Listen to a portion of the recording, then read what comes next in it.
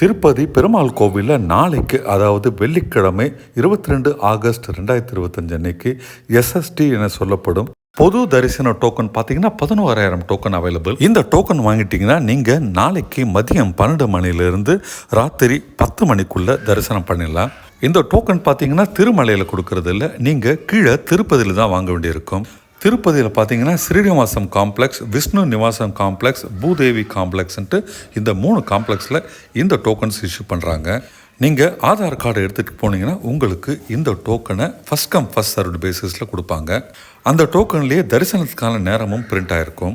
தரிசன நேரத்துக்கு குறைஞ்சபட்சம் 2 மணி நேரத்துக்கு முன்னால் நீங்கள் திருமலையில் போயிட்டு அந்த டோக்கனை கொடுக்கணும்.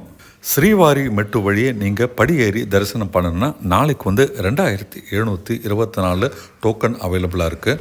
அதற்கான தரிசன நேரம் பார்த்தீங்கன்னா 12 மணி மத்தியானத்துலேருந்து சாயங்காலம் 6 மணிக்குள்ளே. திருப்பதி மற்றும் ஆன்மீக சம்பந்தமான அனைத்து விஷயங்களும் நம்ம இந்த சேனலில் சொல்கிறதுனால சேனலை சப்ஸ்கிரைப் பண்ணி லைக் பண்ணுங்கள்.